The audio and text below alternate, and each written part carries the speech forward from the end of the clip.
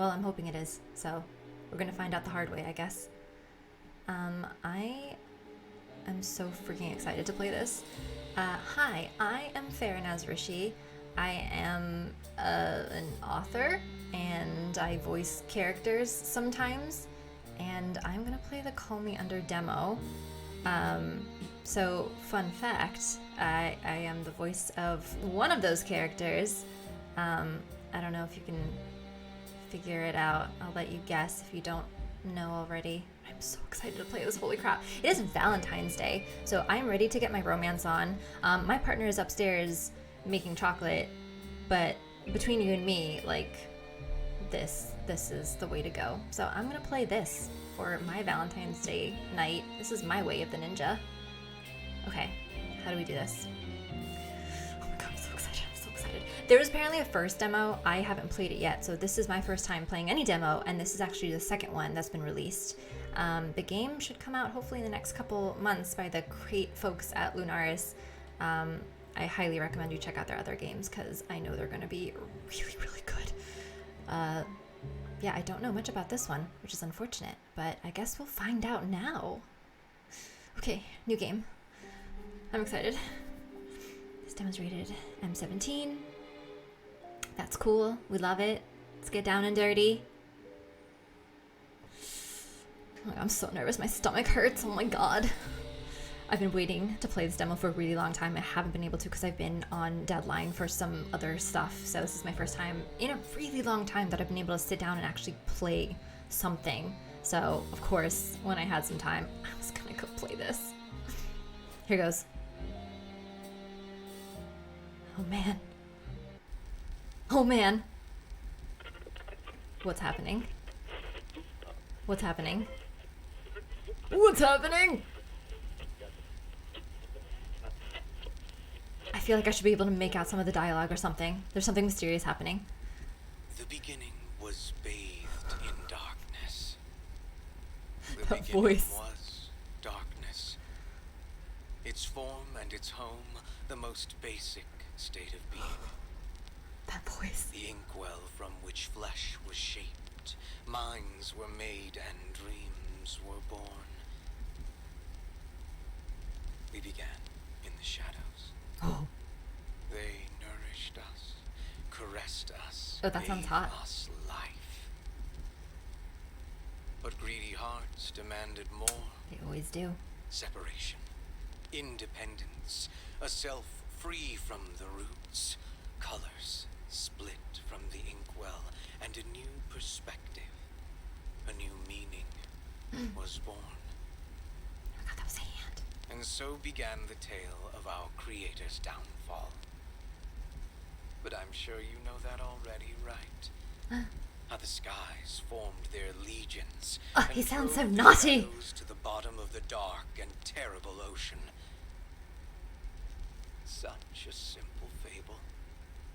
A great and uncomplicated way to explain the universe. That is to ominous, young, ominous art. impressionable minds. Tell me, do they recount I have questions this about tale that with art. your bedside I have lamp questions. turned on, so you don't Who is this- feel the who is this fear person? creeping in? Do they make the monsters with their hands in that light, so you know that there's nothing in the darkness but evil? Have you ever felt just that tiny sliver of doubt that maybe they lie? I just got goosebumps. Oh my god. Oh my god. Ooh, okay. So, remember when I said earlier that there were 2 demos? So I think this is the second one, which focuses on another race. The Skia, I believe is how you pronounce it. Unsure. But I'm sure I'll find out. Ooh.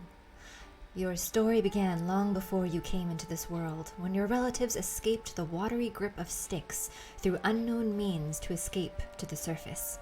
The call of the shadows, however, is inescapable for a half-blood like you. It swells in you like a deafening melody, calling you home. back into the sea and the place that the light can't reach, into Styx. Headaches and other whispers your mind can't decipher plague you, but your soul remembers. Fortunately, your arrival was as expected, as it was ordained, and you were able to get a place to live and a job as a rookie journalist. Does that mean I get to hang out with Penny? You've been able to forget that you aren't necessarily here of your own free will, but you'll need to wake up soon and start asking questions before the deep starts to consume you. Select character, oh my god!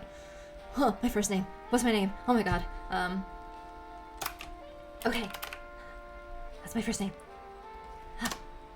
Now your surname. I mean, I guess I'm gonna go... Peanut butter.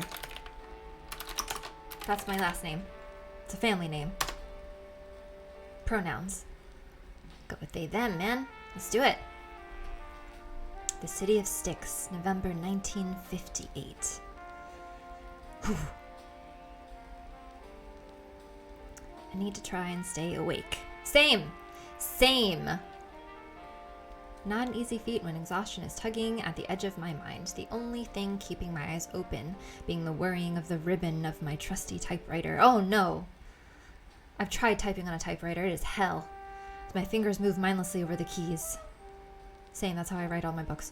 Well, that and the sound of my boss, Penelope Sinclair! Oh my god! Rustling around in her office a few steps away. Oh, let me see her.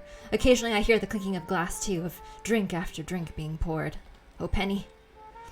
I gather she's having a rough night, too. Oh, we in and out, Penny. There's been plenty of those around here lately. I glance at the clock and register that it's barely 7. The boss is going to have one hell of a hangover tomorrow. Again. I stare at the sad, solitary line I've managed to type up in the last half hour, wondering that if I look long and hard enough, will the rest of the transcript just manifest. Hi! Are you here with chocolate? No, I don't have chocolate. I want to be able to see the dialogue. Oh, okay. I'm gonna do this. Oh, thanks. I'm gonna do this. Oh, thanks. Okay. Oh, thanks! That's so helpful! Thanks! Okay, bye. Bye? I'm lying down and watching. That's really cute. That was Steven, my partner, who was supposed to be making chocolate. Ahem. That doesn't happen, of course, but it does make me realize that I've made a spelling error. Frustrated, I tear the paper out of the roller and crumple it up, tossing it in the direction of a nearby trash can. And I miss, because of course I do. Oh my god! Okay, this is not an important story at all, but all throughout high school English class, we used to play a game called Trash Ball before class period would actually start. It was run by the teacher, actually. And yeah, I missed all the time, so I get it.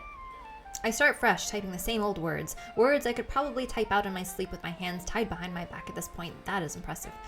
Missing, kidnapped, presumed dead, dismembered. Oh my god. Grim stuff, yeah. But it's our new harsh reality, and seemingly the norm. You gotta move. And seemingly the norm here in Styx lately.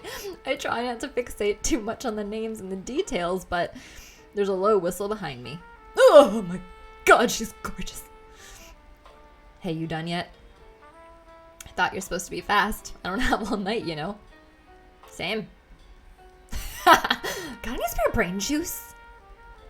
Maybe if you'd be so kind as to grease my brain gears with whatever booze you're greasing yours with, I might go a little faster. Bitch, please. That's what she just said. Penny eyes me with nice try, then moves to retreat back into her den with a shake of her head. Maybe I shouldn't be quite so bold with my cantankerous employee, who happens to be a private investigator at this hour and in these tense circumstances. I mean, yeah, people are getting dismembered in the friggin' streets and shit, yeah. Especially when things haven't been going well for poor hard work. Poor Penny. Poor Penny. She needs a hug. And a smooch.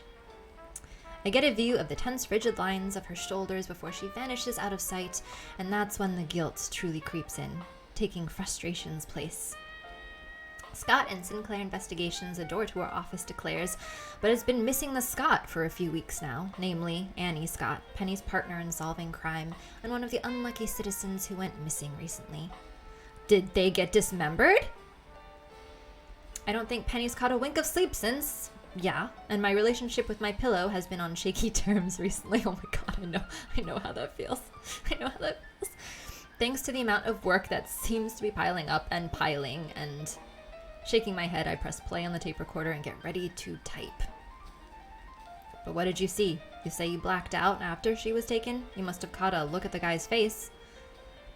That's the thing, though. That wasn't no guy, wasn't no human.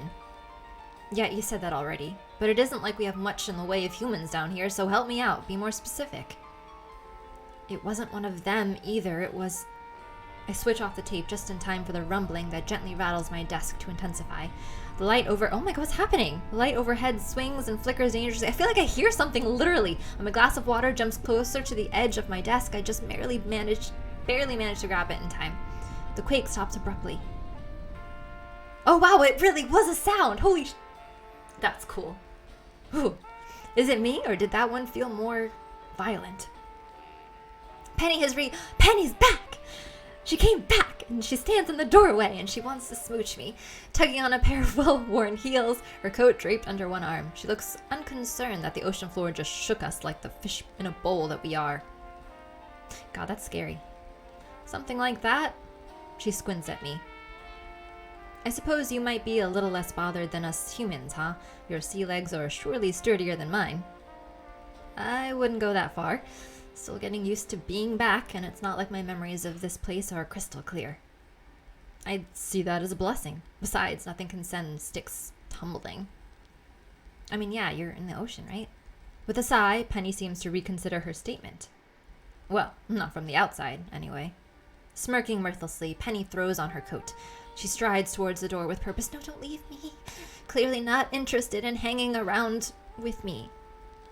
Go home and rest when you're done with that one. I need you here bright and early tomorrow, understand? Oh, and lock up for me, will ya? I can lock you in here with me? And then she's out the door, disappearing into the early evening atrium crowds before I can even think about responding. I hear the familiar soft flick of her lighter before her footsteps resume and fade away. Now that I'm officially alone with my transcription, I pinch the bridge of my nose and hunch over my typewriter once more. By the way, I can hear my partner trying to bang chocolate out of a container. It is very funny right now. My stomach's growling. Almost there. Just think about climbing into bed. Then it happens again. Oh, the sound is so creepy. Oh, so delightfully creepy. Shake, rattle, roll. Another quake. This time, it's like a hammer slamming against fragile glass, the entire room shaking with the force of it, and rattling me so hard I nearly fall out of my chair. I hear something shattering, not sure if it's in here or outside, but I don't stick around to find out. I need to go. With my heart in my throat, I stumble for the door, trying desperately to remember what I'm supposed to do in case of a quake. What do you do in the case of a quake in the freaking ocean? This fucking city. Yeah, that's right. People getting goddamn dismembered.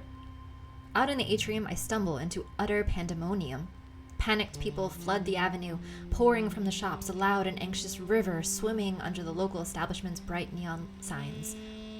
There's a stampede of them moving in the direction of the exits to the other areas of the city, and it feels like the world is about to end. I look up at the ceiling and the murky seabed outside, expecting to see cracks forming in the thick glass. Is this it? I've barely been here a month after all the dreams and nasty little whispers that lured me back, and this is how it ends?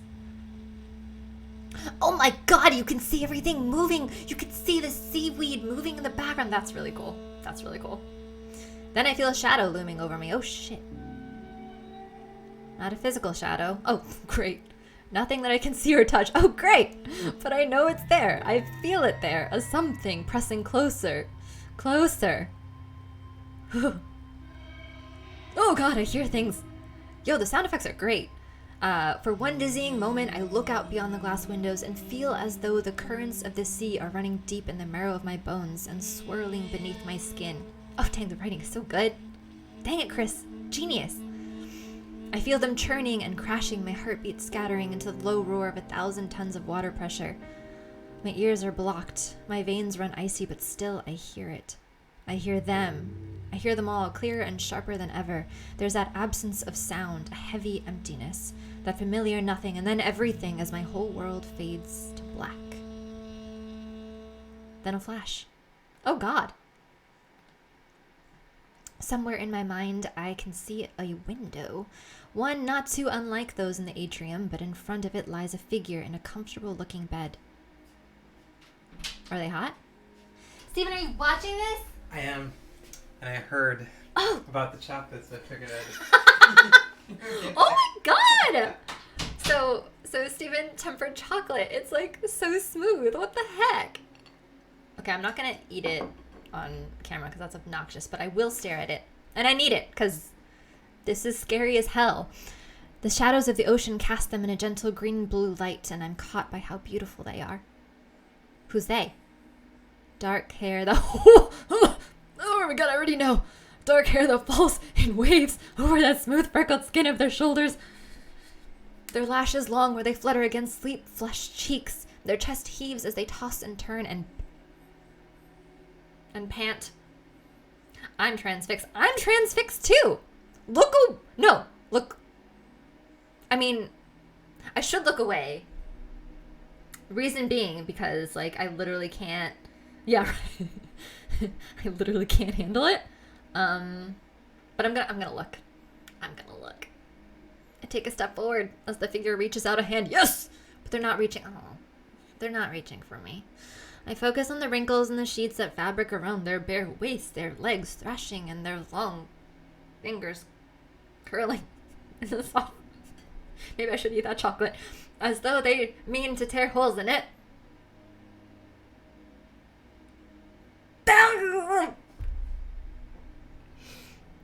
Yes, please. More. It feels like I'm watching something intimate. Yeah, no shit. No shit. Something not for strangers to witness. But I can't bring myself to look away because I'm a freaking pervert, I guess. Instead, I focus on the sound of the thunderous beating of their heart that seems to echo in the chamber of my mind. My pervy mind.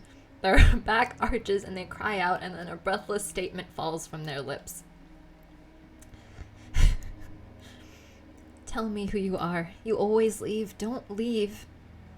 I take another step, then another, drawn in by the soft cadence of their voice. A siren song. Something tells me to reach out and touch them. Reach out and touch me! Okay, and so I do. My fingertips barely grazing the soft skin of their freckled shoulder. And then it hits me like a freight train. A rush. Oh my... Stay. Are you looking to revile me?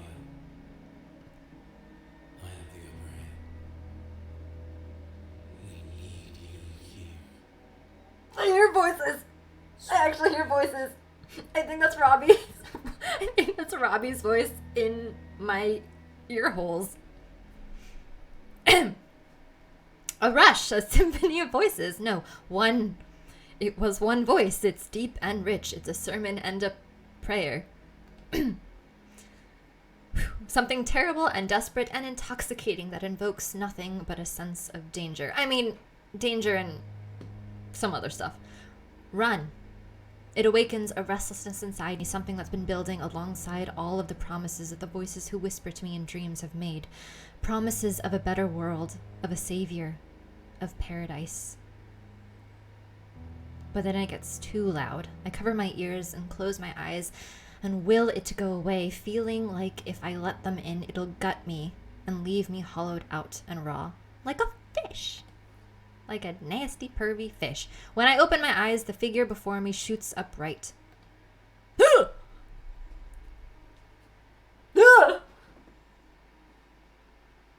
And then they're looking right at me. They're looking right at me. Oh my god, they're looking right at me. Oh my god. Oh my. Did the art get better somehow? I feel like it got even better. I didn't think it could get any better, but it oh my. I can't look. Astaghfirullah. Oh my god. I can't. They're too beautiful. Alright. Like this isn't a dream or a vision or whatever the hell seems to take hold of me when I let the whispers in. No, this is very real. From the... Yes, it is. From the sweat that beads at their brow and in the hollow of their throat, trailing over their skin until it settles in the sharp relief of their clavicles, to the way their lips slightly curl at the edges, I feel the weight of that reality as I'm pinned in place by their golden eyes. Same. Same. I don't know whether they're gonna kill me or kiss me, but I don't think I give a shit. But being honest, I let my hands fall. That voice now nothing but a terrible memory, and I stare right back. Oh! Oh my god! When they smile, their teeth are sharp. I mean, it's still hot. I'm just gonna say it. Maybe they will devour me after all. I can think of worse ways to go. Who are you? I am garbage. I am garbage. Please. Help! Help! Before I can respond, the shadows consume me and I'm bathed in darkness once more. I mean, if darkness is just another name for them, it's fine. I wake early and I don't remember how I got home. Oh god, but I do know that my sleep was fitful and plagued with nightmares. I mean, was that really a nightmare? I would say that was nothing new, but these were different. That voice sticks with me, haunts me, and the whispers that were once nothing but a quiet, friendly call are now deafening. Like a death knell, like someone's trying to stifle them and all they can do is scream. Whew. Oh, that was ominous. It's a beautiful day here in Styx. It's a beautiful day. No, it's not. No, it wasn't. Though maybe I should have called out today after all. I probably should have. The clock on the wall declares that it's 9:30. I've been in my chair, turning the recorder off and on for the past 30 minutes, but nothing. Sorry, when he said recorder, just imagine them playing the recorder. I don't know. I mean, I would after nightmares like that. But nothing coming out of those tapes is sticking in my mangled mind. Ooh, well said. The piece of paper sitting in my typewriter stares up at me tauntingly. I know how that feels. Still as white as snow. I wish my thoughts were the same, but instead I'm replaying what I saw last night over and over until I feel sick. I've lived with visions all my life, and those like me who live in secrecy on the surface have a pretty way of putting it. They say our parents or grandparents carried the sea with them when they walked out of the waves to join those up there, and that the sea never leaves us. Its currents flow in our blood, its whispered secrets beckoning us to return. In a way, I suppose it's comforting. No matter where I go, no matter what might have happened to me up there, I always had a home to return to. Here in Styx, surrounded by the ocean's tumultuous darkness, the vision yesterday was sharper and more real than anything I've experienced before. So much so, I think I almost lost myself in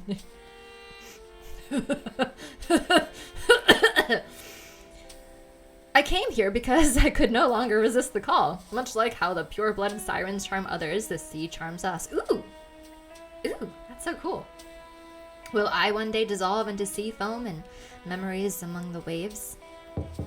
Oh, a knock! Oh my god, there's a literal knock! Oh, that's so cool!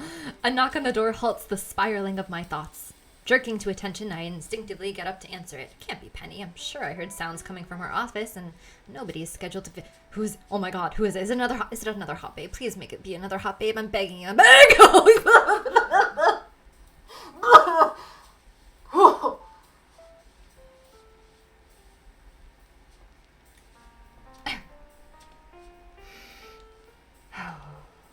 It swings open before I can reach for the handle, and before me stands a tall, broad-shouldered, and speckled man. He adjusts his glasses, looking annoyed, his mouth already half open as though he's going to call out for someone. Call for me! He stops short when he sees me, however, and blinks. Oh, pardon me, I thought. He clears his throat, seeming like he's struggling for words, then turns and closes the door instead. There's a brown paper bag clutched tightly in his hand. A delivery for Penny? Can I, help you?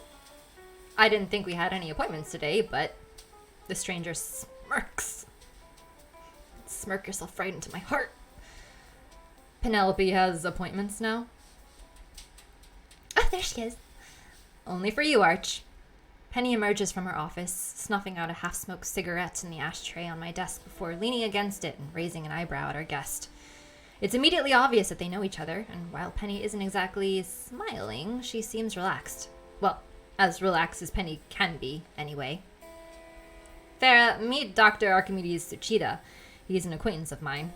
I was gonna tell you I was expecting him, but I didn't think we'd be expecting him quite this early.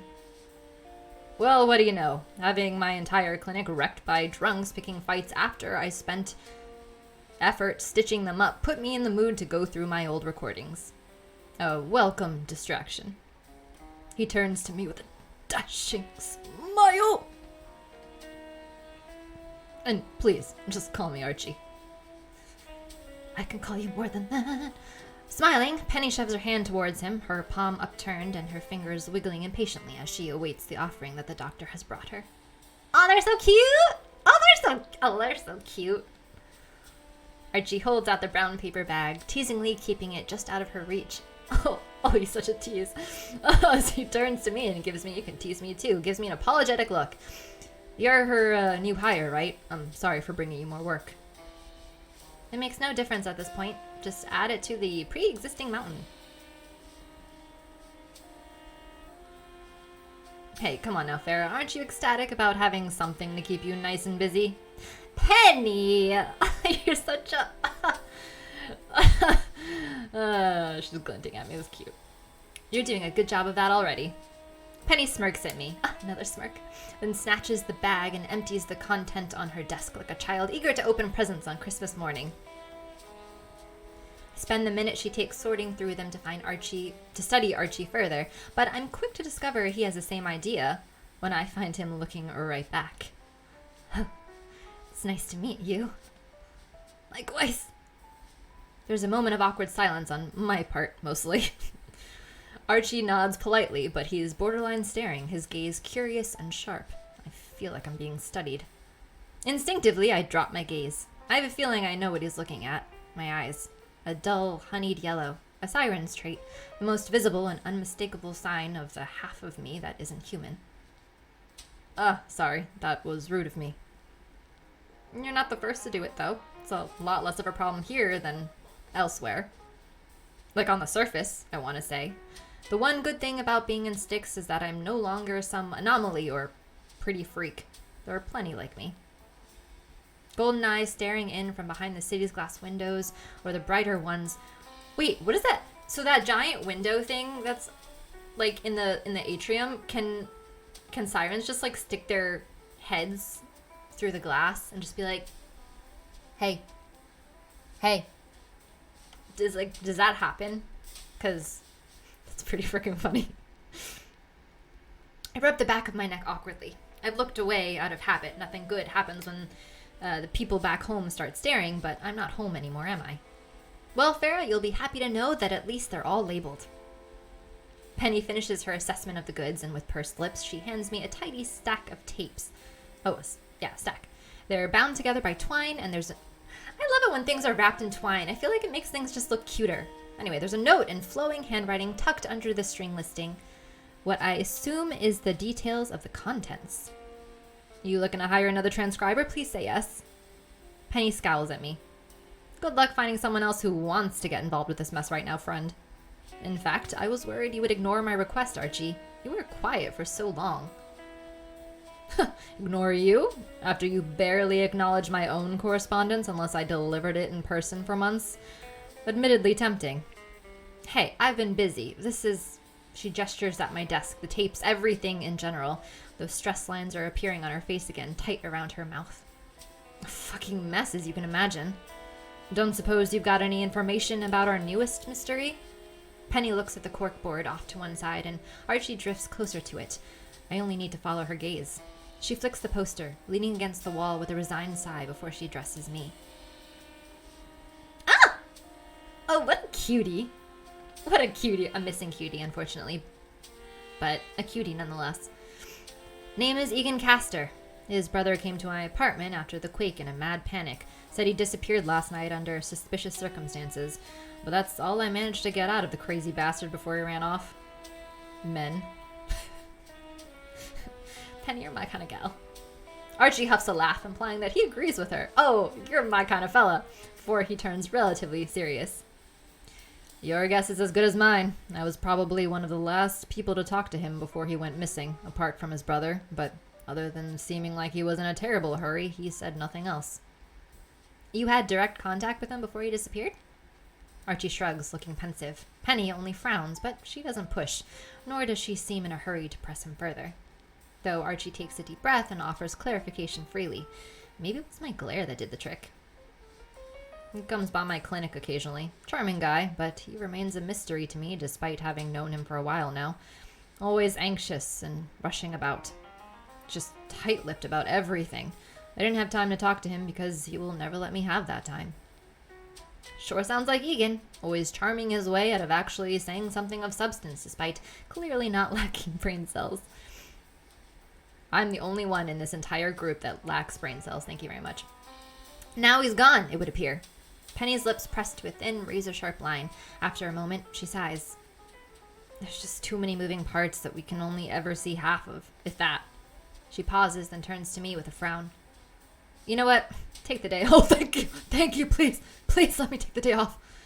I like to give these tapes a listen before you transcribe them, and I need to think about reorganizing the priorities of the work I've given you with Egan's disappearance cropping up. This one feels significant. You two should both take a break. Yeah, I agree. The doctor's orders? I wouldn't dream of trying to order an investigator around in her own office, Miss Sinclair, but it's my recommendation. Penny smiles, just a tiny one, but it's there. I'd better head back in case I have patients waiting. Nice to see you both. I hope I never have to see either of you in my clinic. I wouldn't be caught dead there. You never stalk Jin. Penny! Penny! Penny! You're cute. Please don't use Jin as medicine. From his pocket, Archie produces a business card. This he hands to me. Did you give me your number? Give me your number. What was it you just said about not wanting to see either of us there? I said I hope I won't have to in these times, though. Archie shrugs helplessly. For a moment, he looks pensive, as though he's going to say something else. Ooh, option. I mean, I do care about the other people. I mean, I do. But I'm gonna flirt. I flip the card in my hand, considering it for a moment. Business only? Or are you open to less formal visits as well? That depends on the nature of whatever you're trying to discuss. Penny laughs. Don't bother, Farah. But Alana, he never stalks anything like Jin? I'll get lost, Uchina. With a wink and a final smirk. Oh, he's so suave. Archie sees himself out. I wait until the doors close and his footsteps are gone to speak. Nice guy. He's a bit annoying, but overall, yeah. Now, what are you waiting for? For me to change my mind about letting you off early? No. I'm leaving. Grab my coat. And I head for the door before she can even finish her glare. As I wander through the atrium aimlessly, there is a shop that catches my eye. It does this every time I pass this way, for reasons I can't begin to unravel. This small, gimmicky-looking fortune-telling hub, oh my goodness, nestled between Take's Luck Casino and Aphrodite's Beauty Salon. I want to hit that up. The Killing Moon, its sign announces with a graceful flourish. Its colorful window is chock full of charms, oddities, and various posters insisting that the incredible Eve can tell me my fortune and what I ate for breakfast. I lean in to get a better look at one of those flyers. Oh, they're so cute. They're so cute. They're so cute, but also they look really sketchy. That's okay. It's cute. Right. It does draw you in, I'll give the owner that. Yet I can't shake the feeling that there's more to it than just the whimsical display that calls for my attention. Before I can fully control myself, my hand is already on the shop's doorknob, and then I'm inside. Oh boy. Oh boy. Oh boy. Oh. I'm in the shop. I'm in a shop. Okay. We're cool. We're cool. We're so cool. The bell above the door jingles to announce my entry, and a powerful wave of incense and the smell of at least half a dozen scented candles assaults my nose. The music that plays quietly on the record player, I can hear it. It's actually really catchy. On a record player in the corner is strangely nostalgic, and the door clicks shut behind me. I step forward, my eyes drawn to the shelves full of trinkets and gleaming crystals, their bright colors drawing me in. Oh, hey, I know that line. I'm not gonna say it. I'm not gonna say it in Eve's voice. I'm gonna say it in my voice. So, there you have it. You're a curiosity, aren't you? More precious than any in this shop. And look, the tides have washed you right. I'm trying to do myself and I forgot how to do myself. It's because I'm like freaking out internally. Okay, who am I? I'm Pharaoh. Okay, we're good. You're a curiosity, aren't you? More precious than any in this shop. And look, the tides have washed you right in. Boom! I too nearly jump out of my skin as a figure appears seemingly out of nowhere. Hi! I sense their gaze after I hear their voice, their eyes blue and piercing and bright. And now the entire Florence and the Machine soundtrack is playing in the back of my mind and I am having a party inside my brain. Okay, then I see the rest of them. A wispy figure dressed in all white with a cascade of red hair, a slim face, and slender hands. Oh, they're so pretty. Oh, if I didn't know any better, I think I'd bumped right into a ghost, but a really pretty ghost. The stranger smiles at me, their expression dreamy, if not for their unnervingly curious eyes. Looking for anything in particular, stranger? No, just looking. I want some of your bitch crystals. They grab a crystal. Oh, thank you!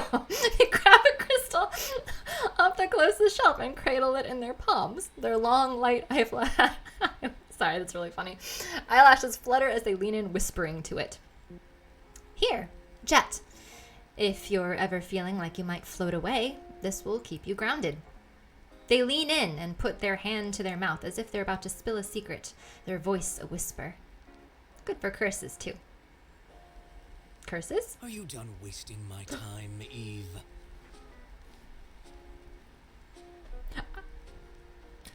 I heard a voice again. I was gonna read the line and then a voice, infinitely sexier than mine. The new voice echoes coldly around the shop. I look up and find the source of it standing with his arms crossed by the counter, a scowl firmly fixed on his pale face. There's the boy. There's the boy. There's the boy. Oh, he's a boy. Okay. He looms. Yes, he does. His presence almost oppressive. There's something oddly and eerily familiar about him, though I can't tell from where or how, and he doesn't give me time to consider. As though sensing my attention, the man turns and frowns at me. At this point, the shopkeeper, Eve, also whirls around to face the rude guest, the shiny black rock still in their clutches. Yeah, I mean, I love blue. But now that I know that Eve does not like blue, I am conflicted. And now I'm gonna scowl. Enough of that, Blue.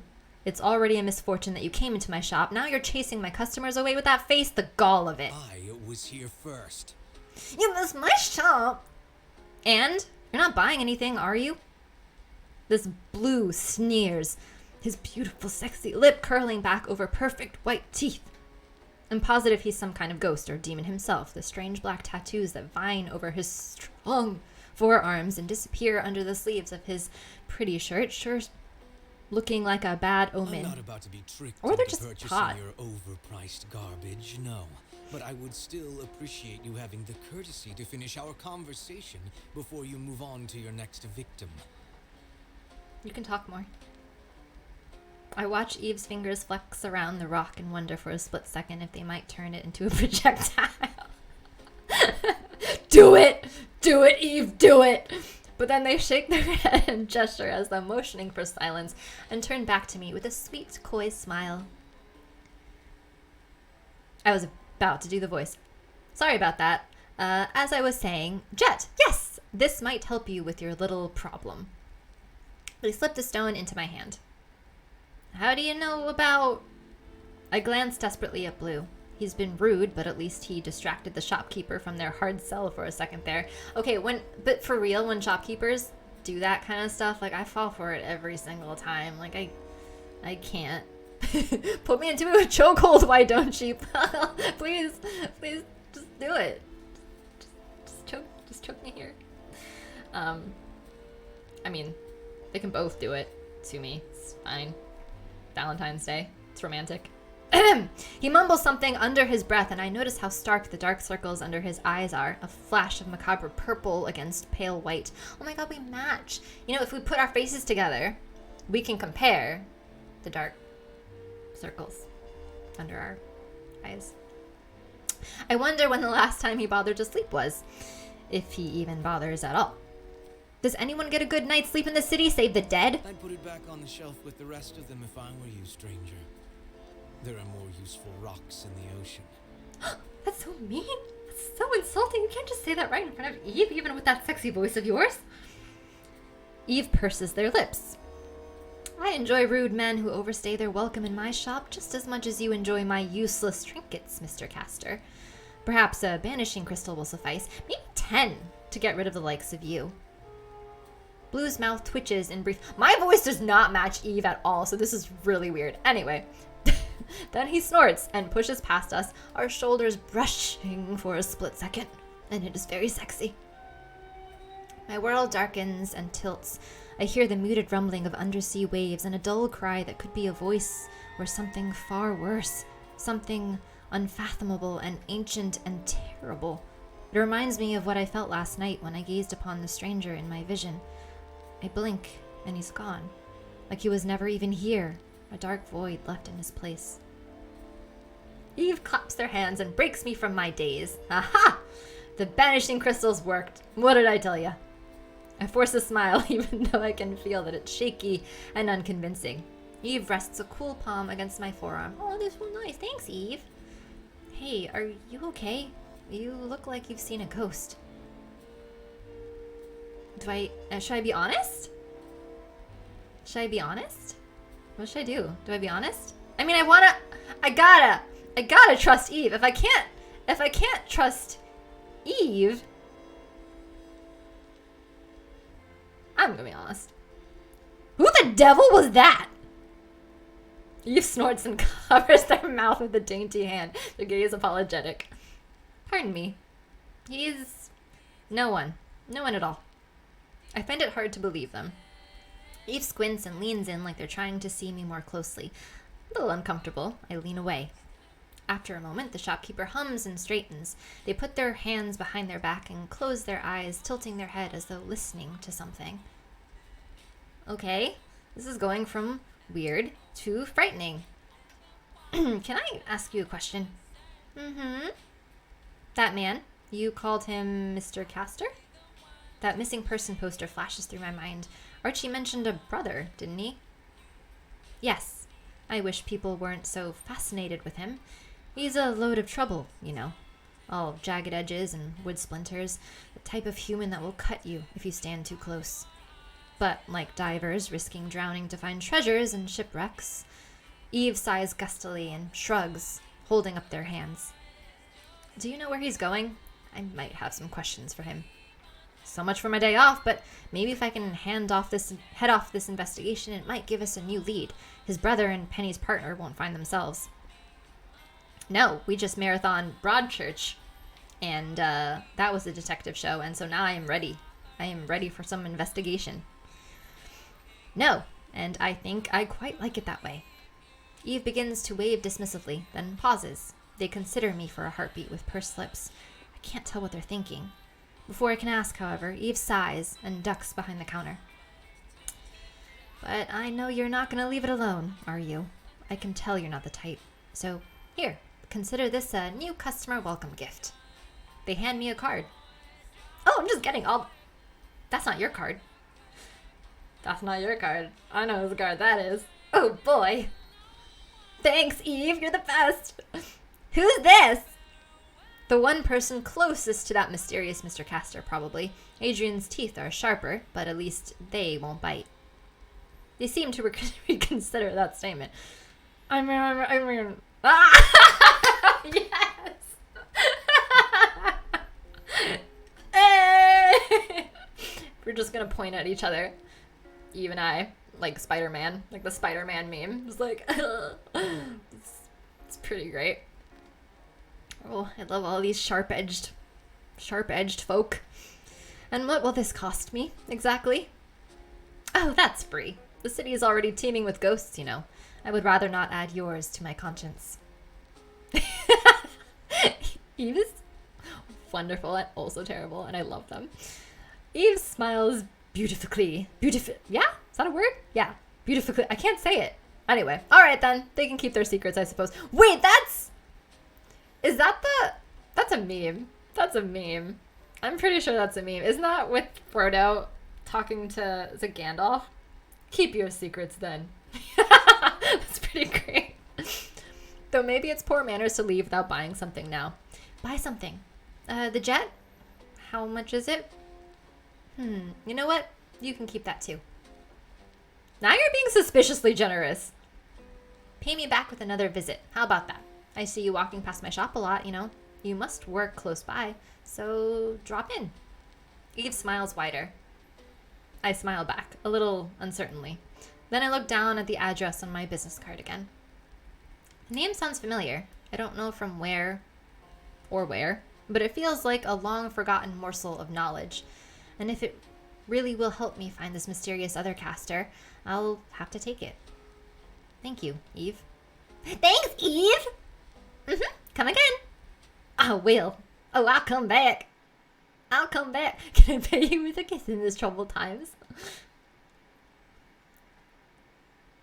Whose place is this?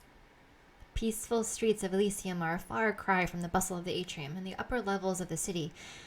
And when I enter Adrian's studio, I'm I'm struck by how spacious it is in comparison to the houses in Asphodel where I reside. It's so bright. The windows are huge, and the view of the endless ocean outside seems somewhat less murky and ominous than I'm used to. I'm impressed by the sheer amount of stuff in here, from canvases to easels to an abundance of paintbrushes and other supplies, and this is definitely, unmistakably the humble abode of a talented artist. Then I spot said talented artist, and my breath leaves my lungs. It's them, the stranger from my vision. The sexy stranger, the beautiful stranger. Oh, yes. And by the way that they're looking at me, oh my god, they're gonna look at me again. And the clattering of the paintbrush that falls from their fingers and their wide golden eyes, I think they recognize me too. Hi. Hi.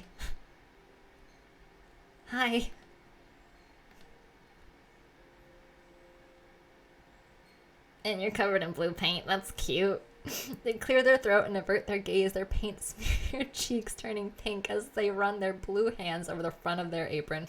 They're so cute! The silence would be deafening if it wasn't for the sound of my own heartbeat hammering furiously in my ears. Do I say something about what I saw? Am I going to look crazy if they don't know who I am?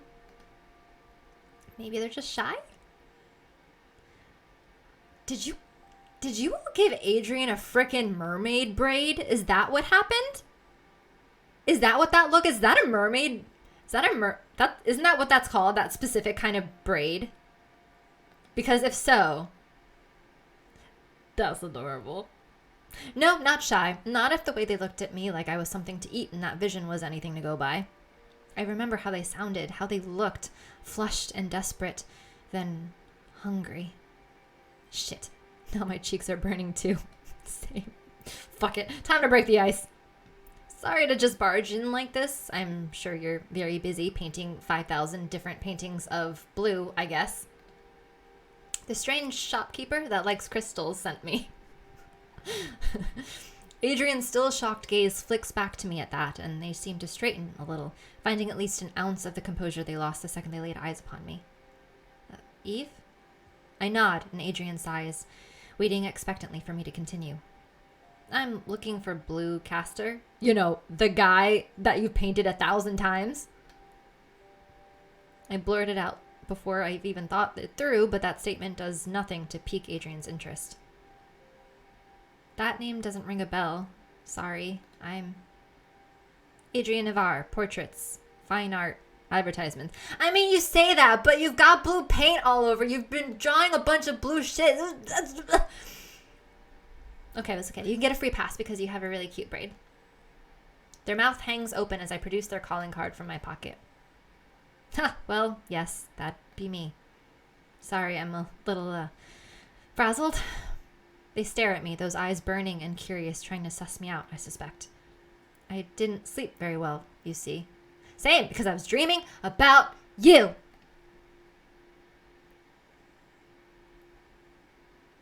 I mean, I'm just an honest person. Like I said, I have like 2 brain cells. So I'm just going to be honest. In other games, that would probably get me murdered. But you know what? Kill me with romance. I swallow loudly, my throat suddenly very dry as I try to find the right words. A disturbed night's sleep seems to be common around here. Adrian laughs nervously, their expression still stoic. Oh my god, I can like hear the nervous laugh just by like their expression right now. It's just like, ha, ha, yeah. They're so cute. I can't say I was shocked to see another body in my dreams, but your face wasn't one I was expecting. You were expecting to see someone specific? They sigh deeply, their broad shoulders slumping as they lick their sharp teeth in contemplation. They're clearly picking their words carefully, but I'm patient enough to hear their explanation.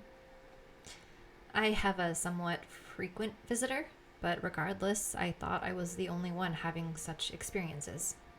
I'd be lying if I said I wasn't a little relieved when I saw you walk through that door just now to see that you were real. That means...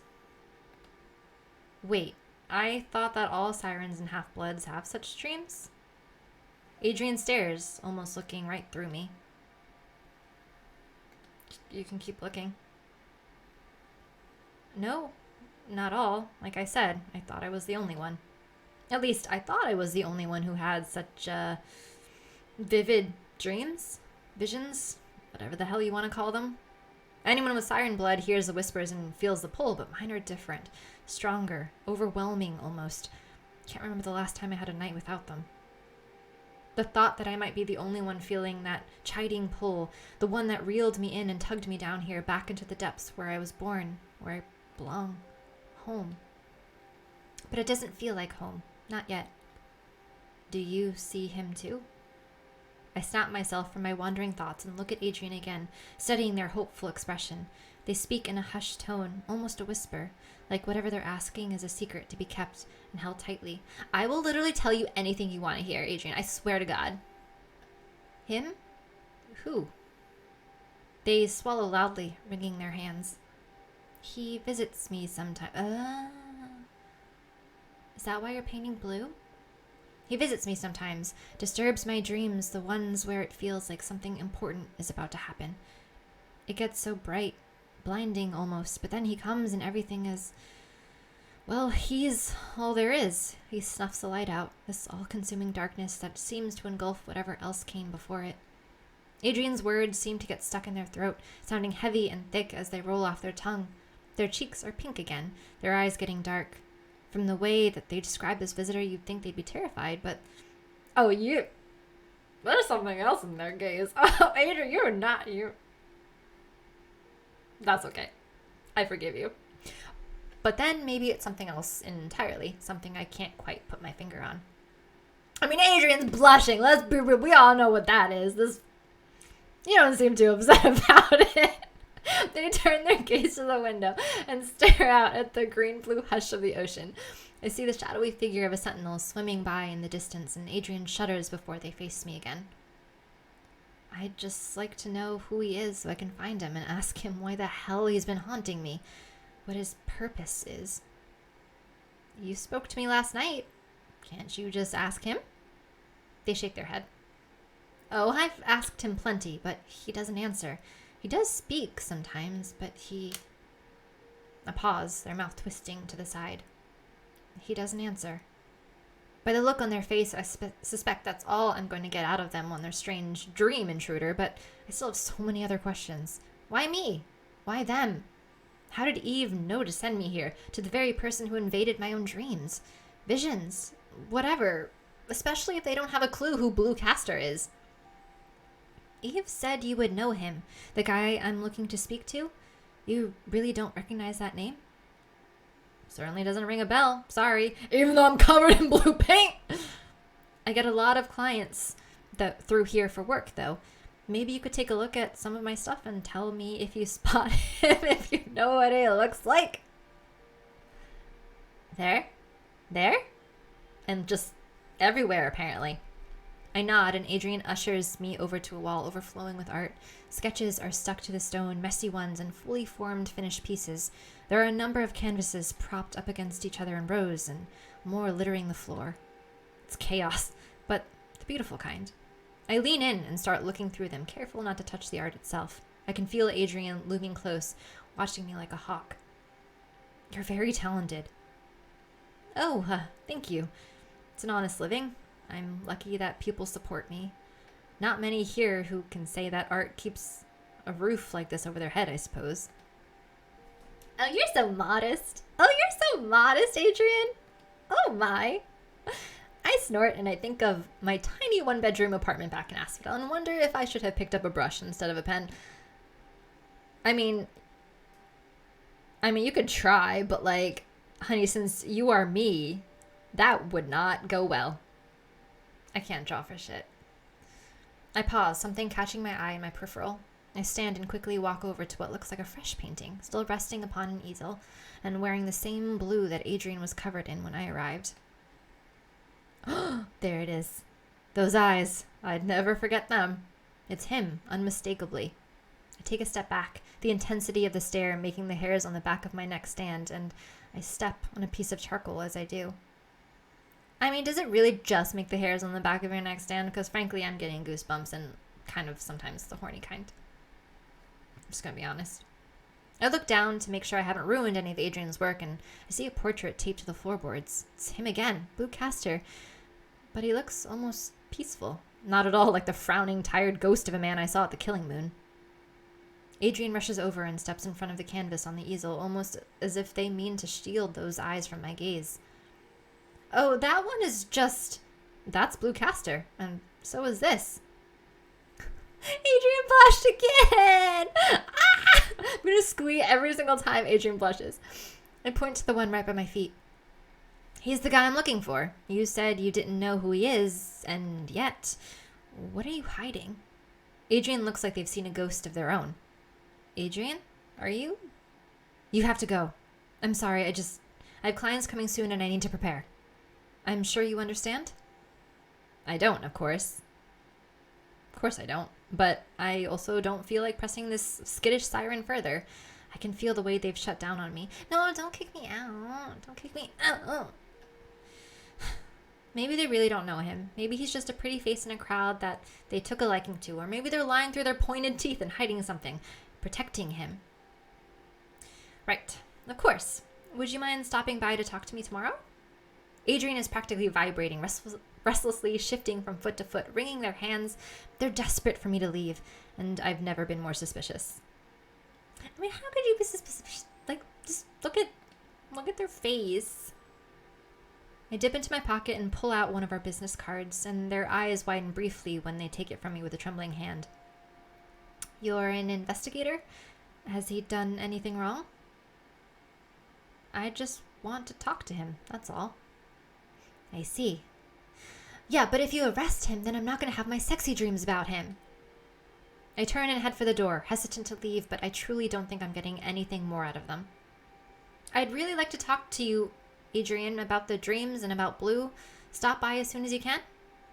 Right. At least I know where they live if they don't show, I guess. I could bring Penny with me. That'd scare them into talking. I almost say goodbye before I reach for the handle and step into the quiet streets of Elysium, but I refrain. Instead, I exit quietly, leaving them alone with whatever thoughts they're having that seem to have rendered them useless. I'm suddenly far more interested in Blue Castor than I initially thought I should be, and I'm certainly none the wiser about Adrian Navarre and why it was them that the universe decided to show me in my vision, either. Another mystery for the board. I need a drink. Oh! Oh, we're in the lounge! I know this! Oh my god. There's no better place for a drink than the Vanguard Lounge, one of the finer venues in Styx. The handsome bartender, Teddy, makes eye contact with me the moment I step through the door, mouthing the usual. Oh, I can't wait to meet Teddy. Oh my god, I really can't wait to meet Teddy. I've only been here twice, but I appreciate his enthusiasm. He winks when I nod, and I can't decide if I'm endeared or annoyed. You're endeared. I'm leaning more towards the former, though. This is a nice place, one where you don't feel like you might get your wallet or your soul stolen. spacious with impeccable taste in music, decor, and the menu, and the service here is hard to beat. Everything feels chosen with care, though the real draw of it is how easy it is to relax and let yourself melt into the pleasant din of Styx nightlife. Sighing, I slide into a stool at the bar. A glass filled with my favorite usual drink appears in front of me. Is it gin? I look up to thank Teddy, but he's already busy with another customer. On the way, my eyes land on a familiar face. Hey! Hey! Bossu! Penny raises an eyebrow at me over the rim of her drink. It's gin. Before checking the contents back and sighing as the empty glass hits the bar. And Hiro was thinking you were going to go home and sleep. To be fair, me too. She looks pensive and haunted, like she's only sent her body here to fetch a gin and left her mind back in the office. Though that's pretty damn clear in the way she has a mess of case files spread out on the bar in front of her. That's dedication. That unfortunately reminds me of why I visited the Vanguard to begin with. You drinking? Someone's buying it? I mean, you said you came here for a drink, so... Sure, someone's buying. I'll take you out for a drink once the missing are found and we've got this murderer behind bars. Whatever expression appears on my face, it makes Penny laugh. I want to see Penny laugh.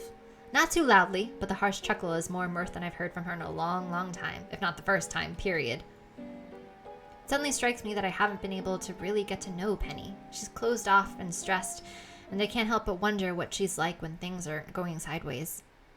Okay, every single time I play like an Otome game, this happens like literally every single time. I'll play as if I'm romancing everyone because I literally can't decide, and I just want to flirt with everyone. And then it gets me killed every single time. So I'm going to have to like maybe not do that. I mean, I don't think you can die in this game. And I think you can, in fact, do multiple romances and have like poly relationships, which is the coolest fucking thing ever. But I am a little bit paranoid after all the Otome games I play where I just want to love on everyone. And then they're like, oh, you want to love on everyone? Okay, die. Tragic. Probably just the same shark swimming after a different prey. I can't tell if that's inspiring or scary. So, I had a weird encounter with a siren today. Well, what's fucking new in this town? Despite her apparent uninterest, Penny listens intently as I tell her about Adrian. With the way her eyes flash when I skim over the bit about having seen them in my vision last night, I can tell she knows I'm holding back. Look at the deadpan stare. She has the most wonderfully deadpan stare. I love her. Nothing gets past this one, but thankfully she doesn't press me on it. Yeah, no shit. When I'm finished, Penny presses her lips. She takes another thoughtful sip of her recently topped up gin and frowns. Can't say I know them, but I know of them. Practically everyone in the city does. I hear they're a bit of a sweet talker. If you think they're up to no good, by all means, have at 'em. You think they just coincidentally have something to do with Blue and, in turn, Egan? Of course not. Nothing is coincidental in this town, Farah. If you can be sure of nothing else, then be sure of that. Still, just because two people are connected doesn't mean that connection's automatically relevant to the case. Ah, you're so wise, Penny. Which is her way of saying that I have enough suspicions to go on, but no reason to bring them in. The guy's a nut. Blue Castor, that is. He and his brother, but he's the weirder one. Egan at least always had a smile ready and the courtesy to be polite when he was lying to me. Recalling the guy in Eve's shop and his abrasiveness, yeah, that checks out. You don't think... I trail off as the lights dim. And a gradual hush falls upon the night crowd. Oh my god, Penny visibly perks up. Of course she does, settling her glass down. Oh my god.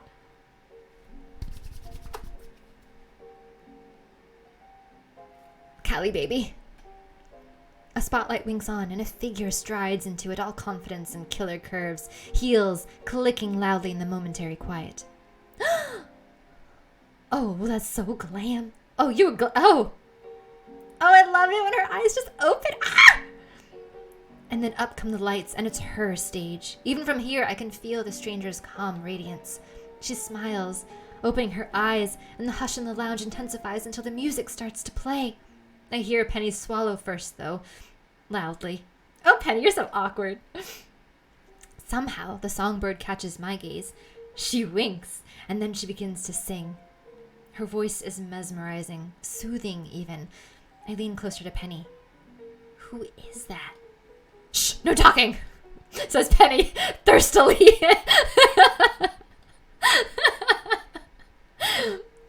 I'm sorry, I'm just imagining Penny like, which I don't blame her. I glance at her, annoyed, but Penny isn't lucid enough to care. No judgment. She's staring at the performer instead, and it's not the sort of undivided attention she gives to her files and reports. It's something else, like a sailor lured by a siren song. Oh, look at her blush! When the song finally ends and the lights turn back on, Penny sucks an almost ragged inhale, then curses under her breath and shakes her head. That's smitten, huh? Penny immediately gives me the stink eye. Watch it. I raise my hands in surrender, but I can't help one more playful dig. Maybe you should buy her a drink, or ask for an interview. Come on, boss, you're a reporter, a detective. That's the whole VIP. Penny's face is turning slightly pinker, and her glower is straight up murderous. I might have gone too far after all. But then Callie shows up and saves me. Oh, Callie, you sweetheart. Don't worry, darling. Penelope doesn't need silly little excuses to see me. I'm right here.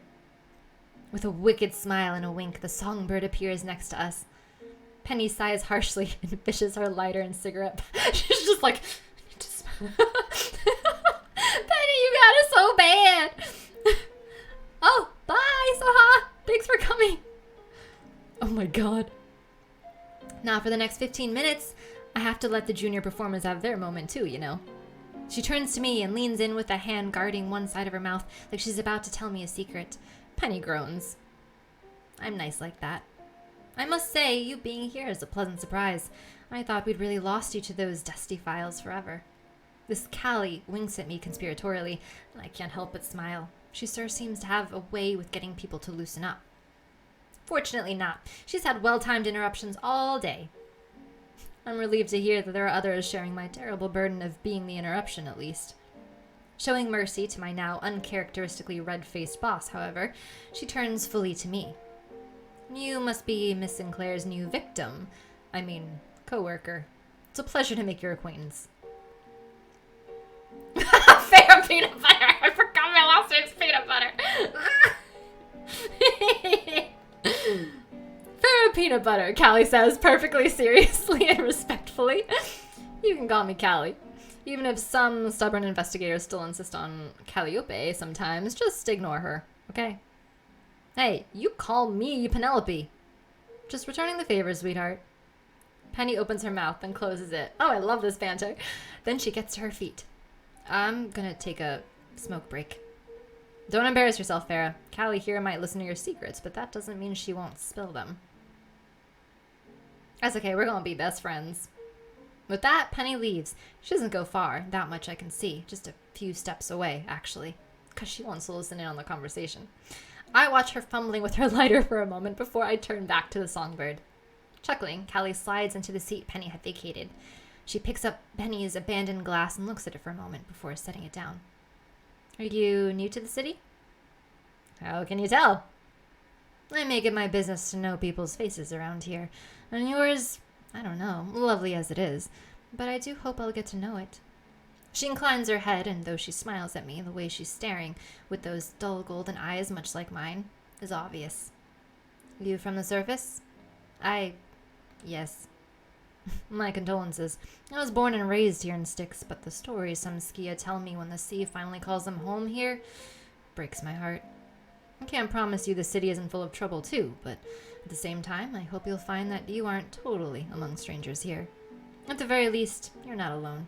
Nor is Penny, now that you're here. Please don't misunderstand. We just have a working relationship, that's all, and I don't get enough vacation or payment, frankly. Of course. I hope I haven't made you think I assume anything more. All the same, any relationship is a, how do we say this, human connection. Precious things that hold us anchored in the churning storm. I fear these recent tragedies are going to stir up the worst of the city. Things better left asleep. Keep your head screwed on, won't you? I'll try. Callie looks up and smiles at something over my shoulder, and I know Penny's coming back. Gotten your feeling straightened out, Penelope? It's been more than 15 minutes. Are you working tonight, or do you have time to fill me in? Callie tilts her head and raises an eyebrow. I can definitely tell the juniors they can hold the stage for the night if you want to pump me for more information. The gossip's good. But it depends on how nicely you ask. Wordlessly, Penny opens her wallet and tosses down enough payment on the counter for both of our drinks, then picks up her pile of files with a huff and dumps them in my hands. I should stop being surprised at this point. Get some sleep, all right? You look like hell. Well, shit! Thanks! I'll put them in your office. It's nice to meet you, Callie. Pleasure was all mine, Farah. Oh, I feel like when she winks at me, it makes me feel things in my chesty chest. Whew. She winks at me, then laughs sweetly and gets up. Penny clasps me on the shoulder and throws me a wounded look before she follows her. Shaking my head, I finish my drink and head out. Though it's hard to know what day and night are down here in these deep waters, Styx is a different city come sundown. It lives and breathes come nightfall, the neon-lit streets shining that much brighter. The people who walk the atrium look happier, carefree even. I'm yet to dive into the deeper parts of the city, the parts where they say the shadows don't stick, but I really do think I could learn to love it here. Not like I have a choice, I guess. Take a deep breath and stick my hands in my pockets, getting one last look at the bustling atrium before I turn on my heel and I see Adrian! Their long hair is free of the neat queue of their braid from earlier, and they're dressed a little smarter too. Oh my god, is this the... Are they gonna be in the... What? Adrian, what are you wearing? Their clothes are distinctly lacking the wrinkles of a hard day's work and lashings of paint, but it's definitely them. I watch as they lean against the window of the killing moon, lost in their own little world as life swims on around them. Then I notice that they're watching something or someone quite intensely. Are they watching their best friend Eve? I could take my chance to patch things up with them after the rather abrupt end to our conversation earlier, or I could watch and I could see what they're up to, if they're up to anything at all. Something catches their eye, making them stand straight as though they've been called to attention. Their hands clench and unclench restlessly as they're at their sides, and then they're off. I catch a glimpse of a tall figure with raven hair and a long black coat disappearing around the corner towards Asphodel, and Adrian makes chase. Their strides are long and purposeful, but there's a degree of hesitation, almost like they're afraid they'll get caught. Did you find Blue? I keep watching until they're approaching the same corner as the man in black, and they pause briefly, glancing around to check for observers. Oh, Adrian, you're not subtle. As they see me, our eyes meeting across the crowded atrium. Oh, and they see me. I see the bob of their throat as they swallow and the careful, subtle furrow of their brow. I take a step forward and Adrian shakes her head furiously. A warning? A request? Either way, something inside me churns and tells me to respect it, to stay put, to let this one go. For now. So I stand and I watch the siren disappear into the darkness, and the uneasy ache in the pit of my stomach has me idly wondering if this is how all horror stories start. Welcome to Styx, I guess. I mean, yes, all horror stories start with me chasing after sexy babes. To be continued. Okay, well, I guess this is the unfortunate end, currently, of the Call Me Under demo. The second Call Me Under demo. There is a first one, so I don't know. I gotta play that. I did poke my head actually in someone else's stream, whom I cannot remember, and it was wonderful watching someone else play through it. But maybe I'll play it myself sometime. Wow, yeah, the aesthetic of Styx is just so freaking good. I love it. It's so good, and the music is just so wonderful. There's like, it's not even just the music though. It's like the little sound effects too. It really like makes the game. Yeah, I am also really excited. Thank you all for coming and watching with me. This was so fun. I'm really excited. I don't know when the game is coming out. Frankly, I mean, I think the real answer is that it's not coming out soon enough. But the problem is Lunaris Games is working on 50,000 other projects that are also really awesome. They're doing a rehaul of some of their previous games, and I'm pretty sure they're also coming out with another very sexy game, which you should check out if you follow them on their Twitter channel. Their Twitter, did I say Twitter channel? I sound like an old fart. Hold on. I don't remember exactly what their Twitter is. Does anyone have it just off them so we could link to them? Because I feel like people need to know. Hold on. I got it. I got it on my phone. If I can spell. Oh, okay. It's Lunaris Games. Thank you. Yes. Lunaris Games with an underscore at the end. So follow them for any like updates on all of their stuff. It's not even just Commander's, like a whole bunch of other games, but I'm gonna play the crap out of this game when it comes out. So yeah. Anyway, thank you all for coming. This was so fun. I will see you around for some more Thirst streams.